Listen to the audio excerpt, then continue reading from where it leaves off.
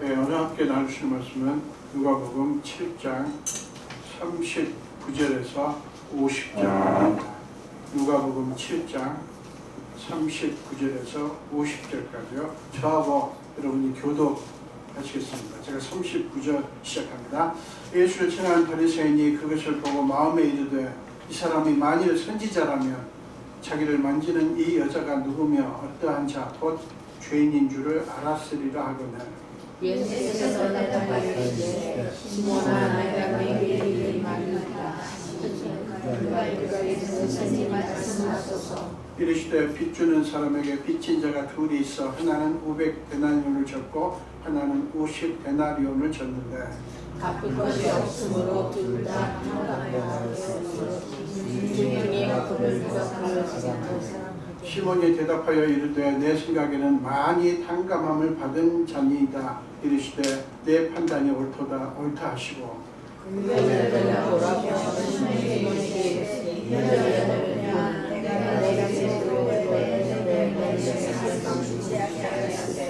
이 여자는 물로 내 발을 적시고 그 머리를 돌아보았으나 너는 내게 입맞추지 아니하였으되 그는 내가 들어올 때로부터 내 발에 입맞추기를 그치지 아니하였으며 너는 내 머리에 가면도 놓지 아니하였으되 그는 내 발에 꽂으니라. 이러므로 내가 네게 말하노니 그의 많은 죄가 사하여졌도다. 이는 그의 사랑함이 많음이라. 사함을 받은 일이 적은 자는 적게 사랑하느니라. 이 여자에게 이르시되 예수께서 받았느니라 하시니 함께 앉아있는 자들이 속으로 말하되 이가 누구이기에 죄도 사하는가 하더라. 예수께서 여자에게 이르시되 내 믿음이 너를 구원하였으니 평안히 가라 하시니라.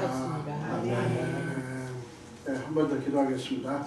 예수님, 부자한 종에게 말씀을 전하라고 하셨기에 제가 순종하고 말씀을 들고 섰습니다.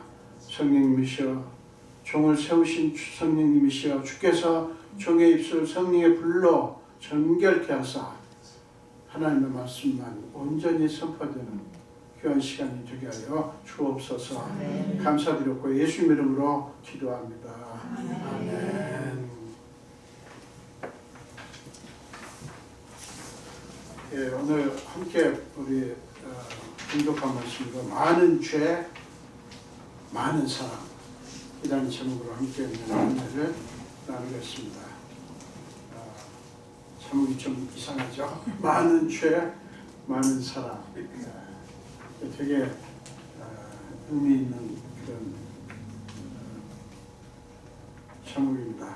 지난 주일에 우리는 그 동네에서 죄인이라고 널리 알려진 한 여인이 예수께서 바리새인의 집에 계시다고 하는 것을 알고 감히 그 집에 와서 눈물로 예수의 발을 적시고 자신의 머리털로 닦고 그 발에 입맞추고 값비싼 향유를 그의 발에 붓는 너무나 놀라운 그런 행위를 우리는 같이 나누었습니다.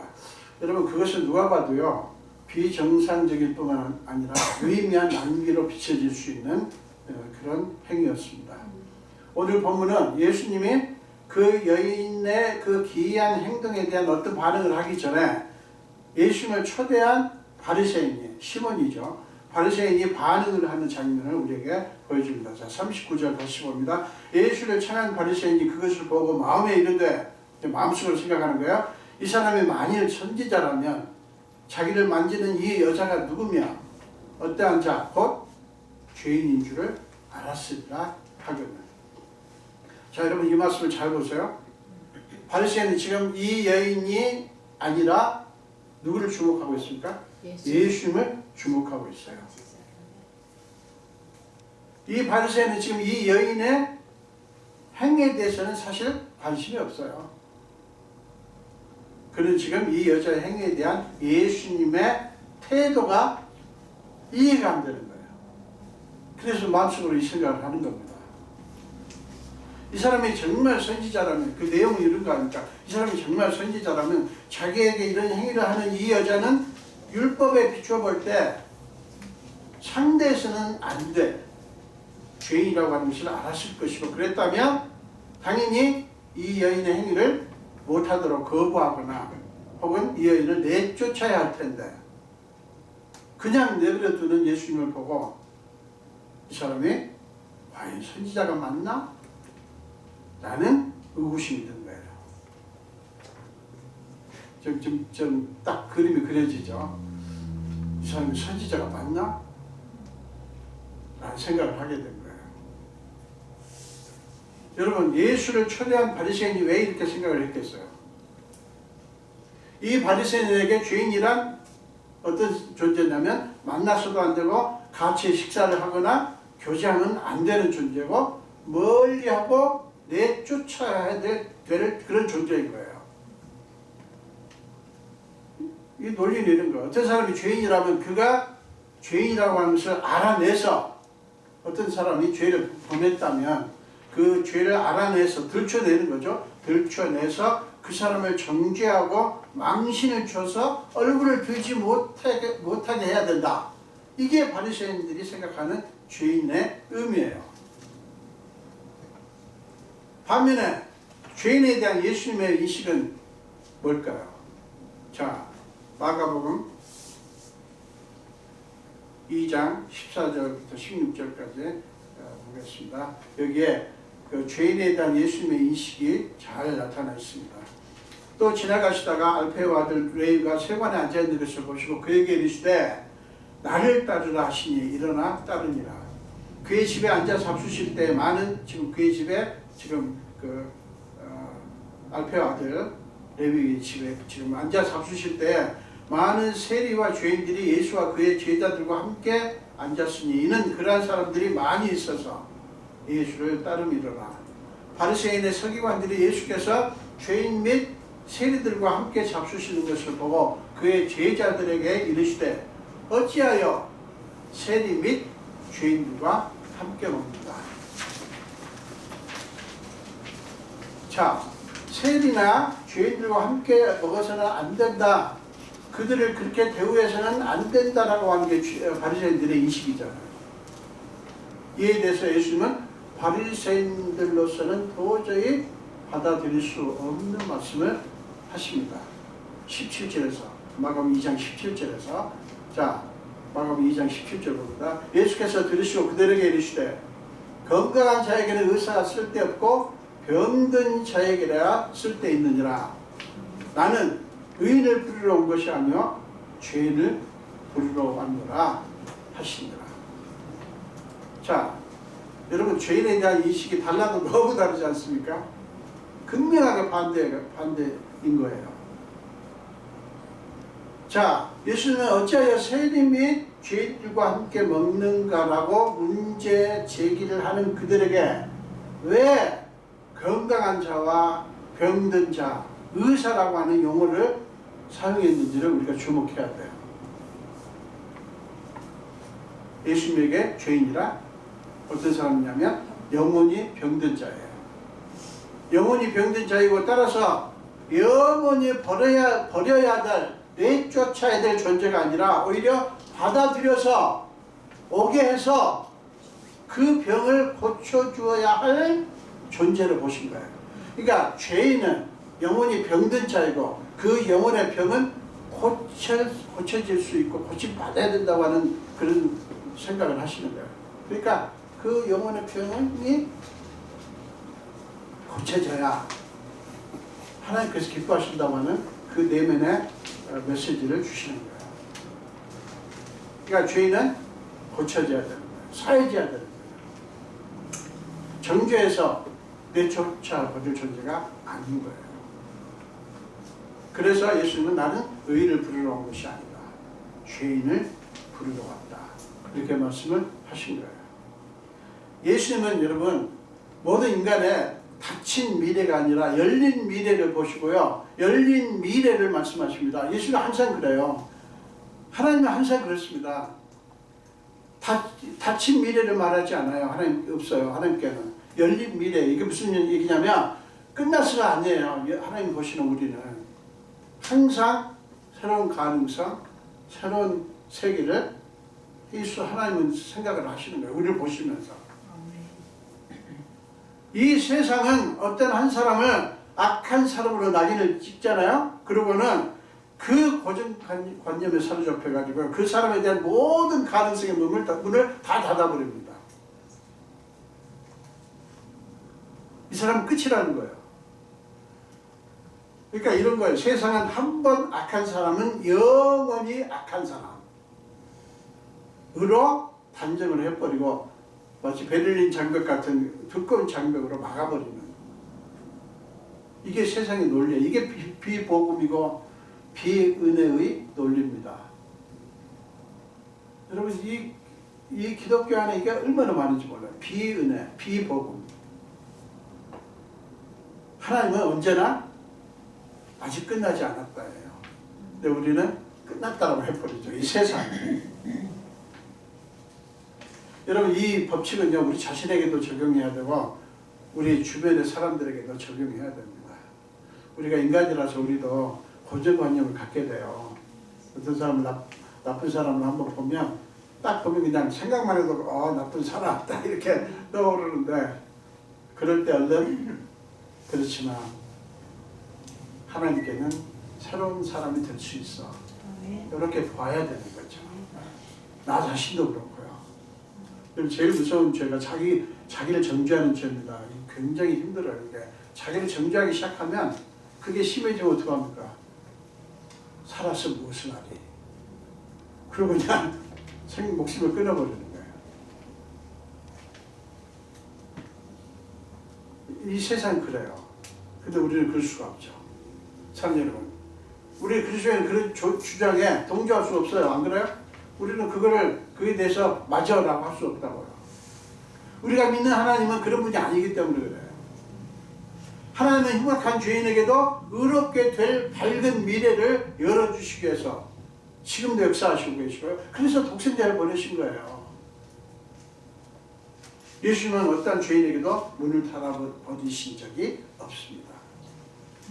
사랑하는 여러분, 예수님은 언제나 누구에게나 용서와 치유의 문을 넓게 열어놓고 우리를 기다리셔요. 언제나 문 열고 기다리셔요. 자, 이제 본문의 이야기는 뜻밖의 방향으로 흐르게 되는 것을 볼 수가 있어요. 40절 보세요. 예수께서 대답하여 이르시되 시몬아 내가 네게 이를 말이 있다 하시니 그가 이르되 선생님 말씀하소서.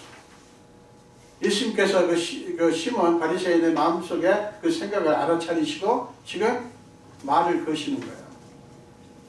이 말씀은 예수님이 바리새인의 생각을 39절 그 생각을 아시고 그게 지금 반응을 하시는 거예요. 이게 희망입니다. 하나님은 우리가 어떤 참 어리석은 행동을 하고 어떤 죄를 범해도요, 하나님은 우리 양심에 우리를 포기하지 아니하시고 우리 양심에 말을 거셔요. 우리 마음을 움직인다고요.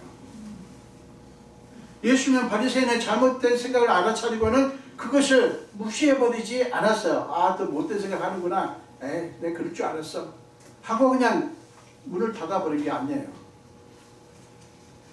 그를 포기하지 않고 바리새인을 버리지 않으셨던 거예요.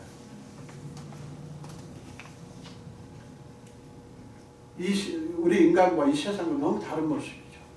세상은요, 한번 나쁘게 딱 사람을 보면 그냥 닫아버려요. 포기해버립니다. 우리가 뭐를 어떻게 할 수도 없지만, 그러나 적어도 우리 그리스도인들은 그렇게 하지는 않아요. 왜냐하면 하나님은 언제나 기다리시는 분이니까. 그렇게 함으로써 예수님은 바리새인과 예수님과의 만남에서 뜻밖의 은혜의 이야기를 이제 시작하시려고 하십니다. 은혜의 이야기. 만약에 예수님의 바리새인의 생각을 못된 생각 하는구나 라고 정죄를 하고 그냥 그 이상 아무 가능성도 보지 않고 문을 닫아버렸더라면 그걸로 끝났을 거예요. 자, 이 만남이요, 단순한 식사로 끝나지 않고, 지금 식사 초대를 한 거잖아요. 끝나지 않고 은혜 이야기, 뜻밖의 이야기로 이어질 수 있었던 것은 다음 세 가지 때문이에요. 희한합니다. 자, 보세요. 죄인인 한 여인의 돌발적인 행위. 자, 그게 있었죠. 그 다음에 그것을 본 바리새인의 잘못된 생각, 못된 생각이죠. 근데 거기서 끝나지 않은 게 뭐예요? 그의 마음의 생각을 알아차리신 예수님의 반응, 이 세 가지예요. 여러분, 이 세 가지가 우리에게 늘 가능합니다. 우리가 어떤 행동을 하고 할 것에 대해서 세상 그리고 다른 사람들은 오해를 하거나 여러 가지 행동을 할 수가 있어요. 여러 가지 반응을 할 수 있어요. 근데 거기까지는 이 세상의 관점이에요. 그런데 그 후는 하나님의 관점이 시작됩니다. 하나님은 그 후에 하나님의 생각을 만들어 가셔요. 한 가지 사안을 놓고 거기서 많은 이야기들이 파생될 수 있는 것처럼 이 여인의 행위는 바리새인의 잘못된 이해를 거쳐서 뜻밖의 은혜의 이야기로 발전이 됩니다. 여러분, 이것이 예수님이 일하시는 방식이에요. 사랑하는 여러분, 하나님은 우리의 모든 이야기들, 우리가 실패한 이야기도 있고 성공한 이야기도 있고 이런 여러 가지 이야기들이 우리 속에 많죠. 사연들이 참 많죠. 근데 그 모든 이야기들을 통해서 모든 상황, 모든 사정, 모든 형편을 통해서 하나님은 뭘 하시냐면 은혜의 이야기들을 만들어 가십니다. 만들어 내셔요. 은혜의 이야기가 안 될 우리의 이야기가 없어요. 은혜로 발전되지 않은 우리의 상황이 없어요. 그래서 우리한테 희망이 항상 있는 거예요. 소망이 항상 있는 거예요. 예수님이 바리새인 같았으면 그 여인의 진심과 사랑은 무시되었겠죠. 따라서 그 이후의 이야기도 없어질 거예요. 사람과 다른 예수님. 인간과 다른 예수님의 마음. 여러분, 이게 우리의 소망 아닙니까? 그죠? 예수님이 사람 같으면 우리가 그걸 어떻게 믿겠어요? 예수님의 바리새인 생각을 속으로 비난하고 무시해버리지 않은 것. 비난하고 무시해버렸으면 아무 일도 안 일어났어요. 근데 그렇게 하지 않으신 것. 그것이 은혜의 이야기로 이어질 수 있었던 조건이었어요. 여러분, 하나님이 그렇게 하십니다.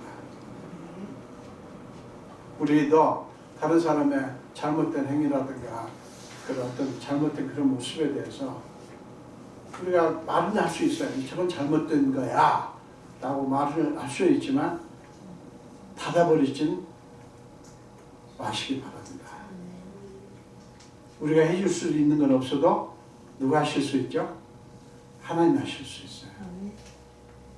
그러니까 끝! 하고 딱 닫아버리지는 말자고요. 이게 굉장히 중요합니다. 그리고 이제 그렇게 되면 어떻게 됩니까? 하나님께서 하실 일을 기다리면서 심지어는 우리가 기도를 할 수가 있죠. 기도를 할 수가 있어요. 주님, 제가 그 사람하고 관계가 지금 끊어졌고 안 좋은데요. 저는 그렇지만 예수님은 그 사람을 불쌍히 여겨 주시고 그 사람을 위해서 은혜의 이야기를 해주세요. 만들어주세요. 라고 기도할 수 있잖아요. 그렇게 하는 거예요. 그렇게 해야 되는 거예요. 자, 예수님은 이제 시몬에게 빚진 자의 비유를 설명하기 시작하십니다. 41절, 43절. 제가 빚을 주는 사람이 두 사람에게 빚을 주었는데 한 사람에게는 얼마를 주었죠? 500데나리온. 그냥 500일 정도의 품삯이에요. 대충 그렇습니다. 엄청난 거죠. 1년이 훨씬 넘는 전대 품삯이고 다른 사람에게는 50데나리온, 50일 정도의 품삯이에요. 그 빚을 주었어요. 그런데 그 두 사람이 그걸 다 갚을 수가 없으니까 이 주인이 다 환감해 주었습니다. 자, 빚진 그 두 사람 중에 누가 빚을 준 사람을 더 사랑하겠냐? 라는 질문을 하십니다. 그러니까 바리새인이 뭐라고 대답하죠? 더 많이 환감받은 사람이 빚 준 사람을 더 사랑한 것입니다. 라고 대답을 하십니다. 예수님이 지금 이 바리새인에게 이 대답을 끌어내신 거예요. 답을 먼저 제시하는 게 아니라 이렇게 비유를 말씀하시면서 바리새인 스스로 그 대답을 할 수 있도록 끌어내신 거예요. 예수님 대화 방식이 좀 놀랍습니다. 그러니까 예수님이 칭찬하죠. 네가 맞다. 네 말이 맞다. 근데요, 희한한 것은 그 대답을 들은 예수님은 곧바로 이 죄인을 돌아보십니다. 돌아보시면서 동시에 시몬에게 이렇게 묻습니다. 이 여자를 보느냐? 우리 성경에는 네가란 말이 없지만 영어 성경에는 있죠. 네가 이 여자를 보느냐? 이 질문이 참 굉장히 희한합니다. 네가 이 여자를 보느냐? 그것은 시몬에게 이 여인을 보여주려는 거예요. 예수님이 보라는 것입니다. 시몬에게 자, 이 여자를 봐라 그거예요. 이 여인을 주목하기를 바라시는 거예요. 이 여인을 그저 죄인이라고 정죄하고 경멸하는 그 시몬에게 이 여자를 다시 보라는 거예요. 이 여인의 행위를 통해서 시몬에게 하고 싶은 말씀이 있으신 것입니다. 바리새인 그로서는 주목하고 싶지 않은 여인이었지만 예수님이 그렇게 말씀하시니까 지금은 주목할 수밖에 없죠. 여러분, 예수님이 이 시몬에게, 바리새인에게 이 여자를 보느냐라고 물으신 것은요, 바리새인이 시몬의 율법적인 우월감과 교만으로 가득한 그의 속 사람을 흔들어서 깨우기 위한 질문이에요. 이 바리새인인 이 시몬이 얼마나 율법적이고 우월감과 교만으로 가득 차 있는지 그 존재를, 그 자아를 막 흔들어 깨우는 거예요. 예수님은 너는 이 여인에게서 무엇을 보느냐? 예수님은 이 바리새인에게 너는 이 여인에게서 무엇을 보느냐? 네가 정죄하고 멀리하는 이 여인을 잘 보아라. 이 여인이 왜 이렇게 기이한 행동을 했는지 그 의미를 아느냐? 라고 질문하신 거예요. 이 질문은 예수님은 시몬을 정죄하려는 것이 아니라 사랑하신다고 하는 것을 보여주는 것입니다. 여러분요, 정죄하면 그냥 말 끊어버려요. 우리 관계 속에서 그러잖아요. 그래? 말 그만해. 안 해. 딱 끊어버리죠. 그러면 아무 진전이 안 돼요. 대판 싸우더라도 얘기가 계속 돼야 되는데 부부관계도 그냥 아유 알았어. 정해. 끊어버려요. 끊어버리면 그 다음 이야기가 안 나와요.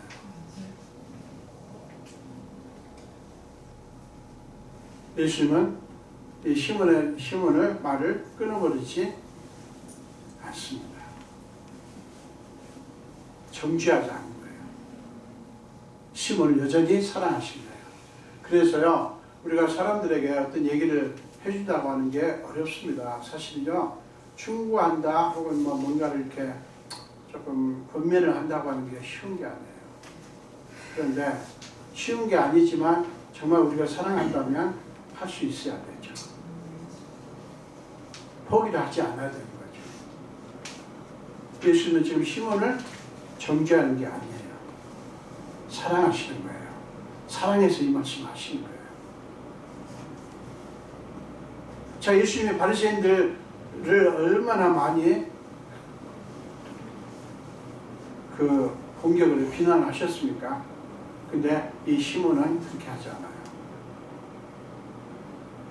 그리고는 이 예수님은 그 여인이 행한 것을 자세히 언급하십니다. 이미 일어난 일이에요. 근데 예수님이 다시 얘기합니다. 44절부터 46절까지. 내가 네 집에 들어올 때 너는 내게 발 씻을 물도 주지 아니하였을 때 이 여자는 눈물로 내 발을 적시고 그 머리털로 닦았으며 너는 내게 입맞추지 아니하였을 때 그는 내가 들어올 때로부터 내 발에 입맞추기를 그치지 아니하였으며 너는 내 머리에 감람류도 붓지 아니하였을 때 감람류는 싼 기름이에요. 붓지 아니하였을 때 그는 향유를 내 발에 부었느니라. 여러분, 이게 뭘까요? 이 여자 앞에서 지금 바리새인 시몬을 비난하면서 망신을 주려는 게 목적일까요? 그렇게 들리죠? 아니에요. 예수님은 시몬에게 시몬아, 네가 나를 영접했지만 내가 진실로 원하는 영접은 단순히 행위로 하는 것이 아니라 마음 중심으로 하는 것이다. 나는 너의 행위를 보기를 원하는 것이 아니라 네 마음을 보기를 원한다. 받기를 원한다. 이 여인은 나를 사랑하는 동기 하나만으로 바리새인이 네 집에까지 왔고 정성을 다해 나를 섬겼고 내게 최고의 것을 주었다. 예수님께 이 최고의 것이 뭡니까? 비싼 향입니까? 아니에요. 나를 자기를 향한 깊은 사랑이에요. 이 여인이 예수님을 향한 깊은 사랑을 준 것을 본 거예요. 이 깊은 사랑, 이게 예수님께 최고의 선물이에요. 그게 여인에게는 비싼 향유를 드리는 것으로 나타났죠. 그러므로 이 여인은 진심으로 나를 영접한 것이다 라고 이 여인을 두둔하시는 거예요. 참 여러분, 예수님이 이 여자에게서 감동받는 것은 그 여인의 행위만이 아니에요. 그런 행위를 하게 만든 그 여인 안에 있는 깊은 사랑 때문에 예수님이 감동하신 거예요. 여인으로 하여금 그 행위를 하게 만들었어요. 뭐가요? 예수님을 향한 큰 사랑. 그게 예수님 그걸 보신 거예요. 단순히 행위가 아니라 그 행위를 하게 만든 사람, 그것이요 시몬과 여인의 차이예요. 여인의 차이를 만든 거예요. 예수님의 한 가난한 과부가 겨우 2렙돈을 우리 지난주에 나눴죠. 2렙돈 뭐라고요? 대충 10센트 정도 되는 3세 반마리 값 정도 되는 이거를 헌금하며 넣는 것을 예수께서 보시고, 지난주에 우리 생각했죠. 마태복음 12장 그걸 넣는데 그걸 보시고 제자들을 불러다가 그 과부를 칭찬하셨지 않습니까? 왜 그러셨죠? 그 과부에게서 하나님을 향한 깊은 사랑을 보신 것이고요. 그 사랑에 감동하셨기 때문에 너무 기쁘셔서 너무 좋으셔서 제자들이 묻지도 않았는데 제자를 오라고 그래가지고 불러다가 그 가난한 과부의 헌금하는 모습을 말씀하신 거예요. 예수님이 뭐를 지금 칭찬하듯이 좋아하시는지 딱 나오죠, 답이. 바리새인인 시몬이 죄인이라고 낙을 찍은 그 여자의 행위에 대해서 쭉 열거하신 예수님은 아무도 예상하지 못했던 놀라운 선포를 하십니다. 47절입니다. 이런 내가 네게 말하노니 그의 많은 죄가 사하여졌도다. 이는 그의 사랑함이 많음이라. 사랑을 받은 일이 적은 자는 적게 사랑합니다. 여러분, 이 참 어려운 말이에요. 이게 무슨 말인가? 예수님이 이 선포를 왜 시몬에게 먼저, 사실 이 얘기는 누구한테 해야 돼요? 그 여인한테 먼저 해야 되는데 아니요, 지금 시몬에게 하고 있습니다. 왜 그랬을까요? 이 여인을 자랑하신 거예요. 지금 예수님이 이 여인을 자랑하시는 거예요. 이 말씀은 그녀가 그렇게 큰 사랑을 했기 때문에 그의 많은 죄가 사해졌다라고 하는 게 아니에요. 그렇게 엄청난 사랑을 했으니, 행위로 했으니 그의 많은 죄가 사해졌다, 그런 뜻이 아니에요. 그녀의 사랑은 죄 사함을 위한 조건이 아니었던 것을 예수님은 아신 거예요. 자신이 얼마나 큰 죄인인가를 깨닫고 예수님이 자신의 죄를 사해 주실 것을 믿었고, 그 은혜가 왜 사해 주신다, 예수님이 사해 주실 거야 라는 그 생각만 해도 그 은혜가 막 감동이 느껴지는 거예요. 그 은혜가 너무 감사해서 자기에게 있는 가장 귀한 것으로 감사와 사랑을 표현한 거예요. 희한합니다. 지금 예수님께서 네 죄 사했어, 뭐 그런 말을 안 했어요. 안 했는데 지금 이 여인은 예수님을 뭘 믿습니까? 내 죄가 얼마나 크냐? 내 죄가 정말 감당할 수 없다. 근데 예수님은 내 죄를 사해 주실 거야 라고 믿은 거예요. 믿고 그 행위를 한 거예요. 여러분, 그게요, 지난주에 제가 말씀드렸듯이 은혜의 즉각성이에요.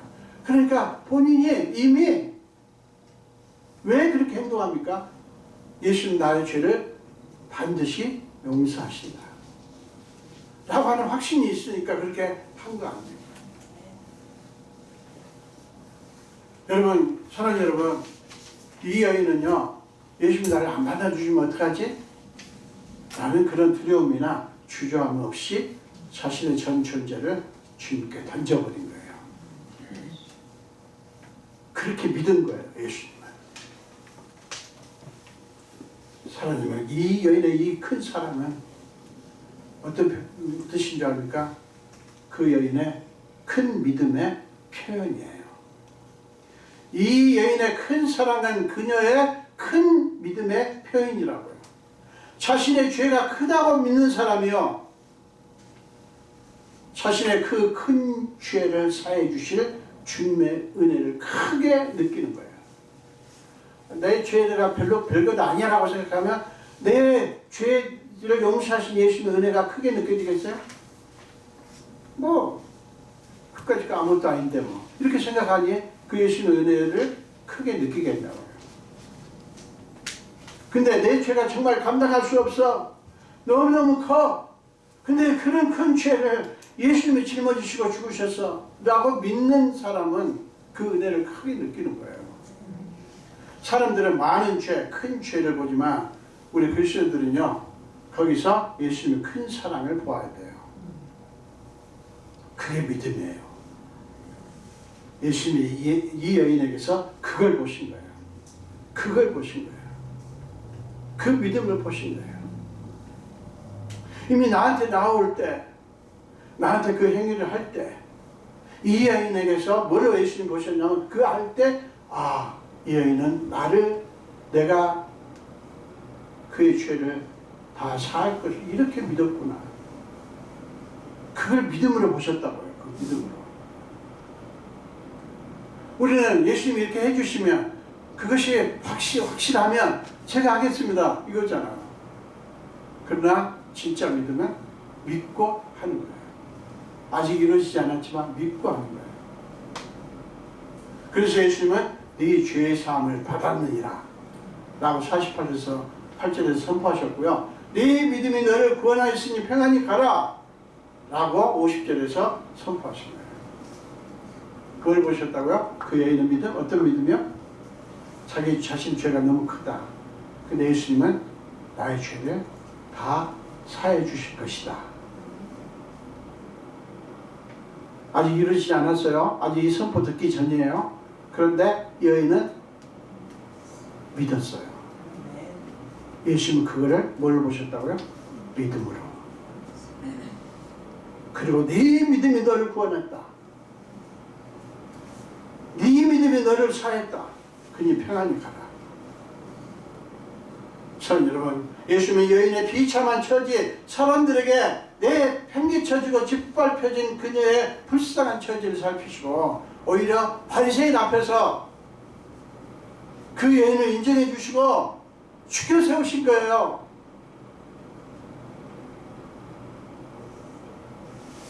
그 너무 멋있지 않습니까? 주눅 들어서 살던 그 여인이 향유 담았던 옥합을 들고 지금 돌아가는 모습을 한번 상상해 보세요. 지금까지 얼마나 주눅 들어 살았는데요. 사람 지금 못 받고 얼마나 눌려서 살았는데요. 근데 그랬던 여인이 지금 향유를 다 부었으니까 지금 그렇지만 옥합은 그걸 가져가야 되잖아요. 그걸 들고 돌아가는 여인을 한번 상상을 해보세요. 얼마나 감격스럽고 얼마나 가슴이 벅찼을까요? 아마 기뻐서 뛸 듯이 기뻤을 거예요. 여러분, 예수 믿는 건 이런 겁니다. 아멘. 우리한테 이 기쁨이 있었으면 좋겠습니다. 아멘. 이 감사, 이 감격. 이게 없이 그냥 인상 찡그리면서 맨날 이건 아니에요. 이건 아니에요. 저도 해결했습니다. 이 설교 준비하면서 그냥 참 짐이 막 무거우니까 그냥 그랬는데 난 제 안에 주님의 은혜에 대한 기쁨이 솟아나더라고요. 우리 모두에게 이런 축복이 있어지기를 주님의 이름으로 축원합니다.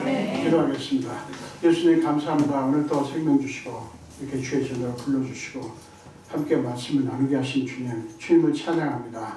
아버지, 이 여인의 행위를 예수님께서 이제 두둔하실 뿐만 아니라 그 의미가 무엇인지 그거를 바리새인에게 자세히 설명하시고 그 바리새인에게 그거를 다 알려주시고 그 바리새인 앞에서 여인을 그렇게 정죄하고 사람 취급하지 않는 그 여인을 죽게 세우면서 두둔하시고 칭찬하는 모습을 봅니다. 예수님 우리를 이렇게 사랑하시는 것을 믿습니다. 이 사랑은 우리가 날마다 받고 있습니다. 우리 세상에 사는 삶이 쉽지 않지만 이 예수님의 사랑을 붙들고 넉넉하게 이기며 사는 우리가 되게 하여 주옵소서. 감사드렸고 예수님 이름으로 기도합니다. 아멘.